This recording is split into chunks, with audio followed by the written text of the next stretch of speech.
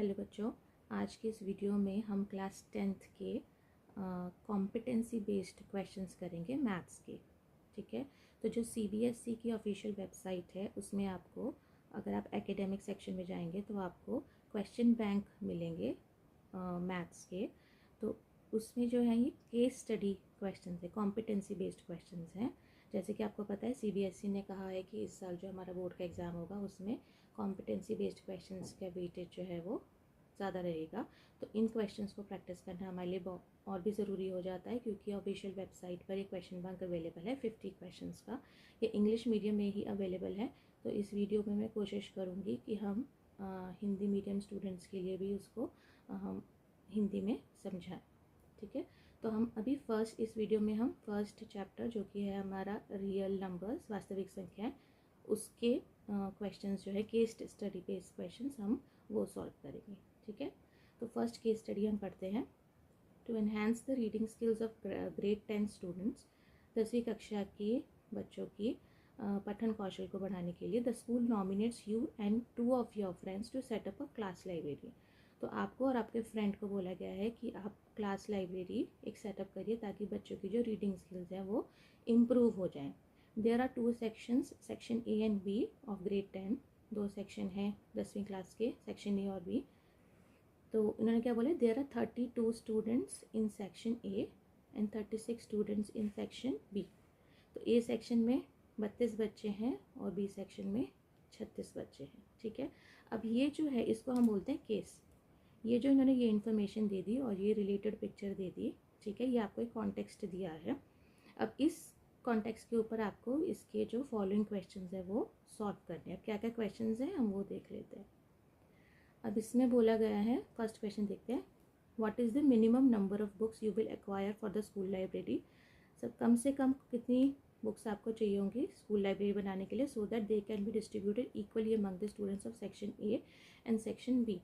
कि section A और B में वो डिस्ट्रीब्यूट हो सके मिनिमम नंबर ऑफ बुक्स। तो इसमें जब मिनिमम नंबर बोल दिया तो हमें क्या निकालना है, हमें LCM निकालना है। ठीक है, तो सबसे पहले आपको पता चलना LCM निकालना है। कौन से 2 नंबर्स का, अभी हमने ऊपर देखा यहाँ पे 32 स्टूडेंट सेक्शन ए के, 36 स्टूडेंट सेक्शन बी के। ठीक है, तो अब हमें 32 और 36 का क्या निकालना है, LCM निकालना है। तो आप इसका प्राइम फैक्टराइजेशन या अभाज्य गुणनखंडन कर सकते हैं। ठीक है, तो चलिए शुरू करते हैं इसको। 32 2 1 2 6। ठीक है, ये आपका कितने टाइम्स आया, ये 5 टाइम्स आया। और अब हम 36 को करते हैं 3 3 एंड 3 1 2 टाइम्स 2 एंड 2 टाइम्स 3। ठीक है, तो आपके इसमें क्या आ गया है, 32 का प्राइम फैक्टराइजेशन क्या है, 2 रेज़ टू द पावर 5, 2 की घात 5। और 36 के लिए क्या आया है, 2 raise to the power 2 and 3 raise to the power 2। ठीक है, अब LCM निकालने के लिए आप क्या करते हैं, नंबर का जो है वो हाईएस्ट पावर लेते हैं। तो यहाँ पर 2 की पावर 5 और 2 में से which is the greatest power, 2 raise to the power 5 multiply 3 raise to the power 2। 2 raise to the power 5 अभी आपने देखा है कितना है, 32। ठीक है, तो इंटू 3 3 आर 9, और जब आप 32 और 9 को मल्टीप्लाई करेंगे you will get 288 as the answer. तो LCM ऑफ 32 एंड 36 क्या आया है आपका, 288, which is the answer of your first question. ठीक है, अब मैं इसको मिटा देती हूँ। चलिए अब हम सेकंड क्वेश्चन पढ़ते हैं।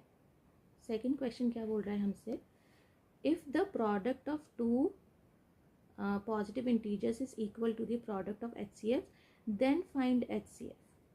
ठीक है, अभी आपने ऊपर देखा होगा जो हमने प्राइम फैक्टराइजेशन किया था, क्या किया था याद है, 2 रेज़ टू द पावर 5 था 32 का,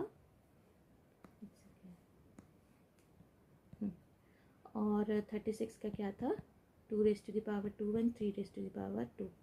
अब आप यहीं से देख पा रहे होंगे कि जो HCF क्या होता है, जो कॉमन है उसकी lowest power which is 2 raise to the power 2 is equal to 4। ठीक है, यहाँ से भी आप HCF निकाल सकते हैं, लेकिन उन्होंने ये कंडीशन दे रखी है, if the product of 2 positive integers is equal to the product of the HCF and LCM is true. तो ये आपने चैप्टर 1 में आपने एक फॉर्मूला पढ़ा होगा, HCF into LCM is equal to A into B। ठीक है, तो यहाँ से आपने LCM पिछले क्वेश्चन में निकालना है, कितना है 288। ये होता है दोनों रियल नंबर्स, दोनों संख्याएं कौन कौन सी है हमारी 32 एंड 36। ठीक है, इंटू HCF। ठीक है, तो HCF इधर ही रहेगा, ये इधर मल्टीप्लाई में है 288, ये इधर जाके क्या हो जाएगा डिवाइड हो जाएगा। जब आप इसको सॉल्व करेंगे तो इसका आंसर आपका क्या आएगा, HCF इज इक्वल टू 4। ठीक है, तो इसका आंसर क्या आ जाएगा B। वैसे भी कर सकते हैं आप प्राइम फैक्टराइजेशन निकाल के, लेकिन क्योंकि इस क्वेश्चन में ये आपको कंडीशन दे रखी थी तो आप इस मेथड से निकाल सकते हैं। वैसे तो ये MCQ है तो आप किसी भी मेथड से निकालिए, आंसर निकालना इज़ मोर इम्पॉर्टेंट। लेकिन अगर ऐसा लिखा हुआ आ जाता है आपके क्वेश्चन में और आपके पास ऑप्शंस नहीं है, ऊपर भी कोई क्वेश्चन नहीं है, तो फिर आप इस फॉर्मूले से ही ये आंसर फाइंड आउट कीजिए। ठीक है, अब अगले क्वेश्चन पे चलते हैं हम। 36 can be express as the product of its primes. तो क्या है इसमें 36 को आपने फर्स्ट क्वेश्चन में ही प्राइम फैक्टराइजेशन या अभाज्य गुणनखंडन के रूप में लिख दिया था, तो इसको बार बार करने की ज़रूरत नहीं है।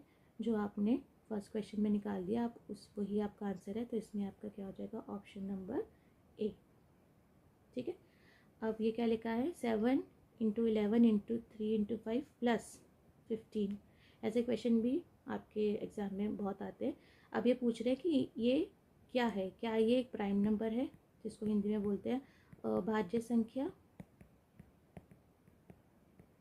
क्या ये कंपोजिट नंबर है विच इज़ भाज्य संख्या। नीदर प्राइम नॉर कंपोजिट, ना तो अभाज्य है और ना ही भाज्य है, नन ऑफ द अबव की इसमें से कोई नहीं।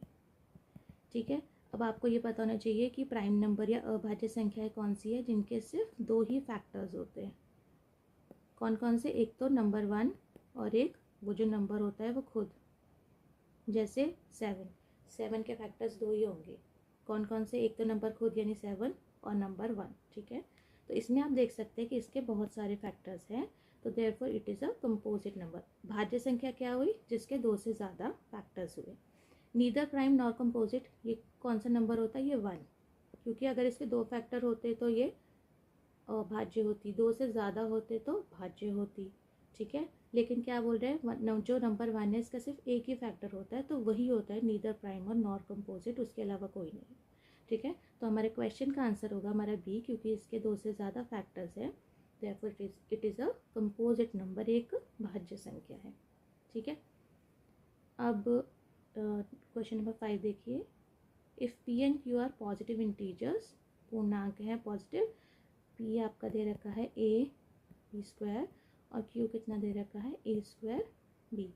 तो आपसे पूछा है LCM निकालिए। तो अभी हमने सीखा था हाईएस्ट पावर देखनी है, तो A की हाईएस्ट पावर क्या है, raise to the power 2, A की घात 2, और B यहाँ पे 2 है, यहाँ पे कुछ नहीं है तो यानी 1 है, तो 2 और 1 में से भी हाईएस्ट पावर कौन सी होगी 2, तो A² B² इसका आंसर आ जाएगा B।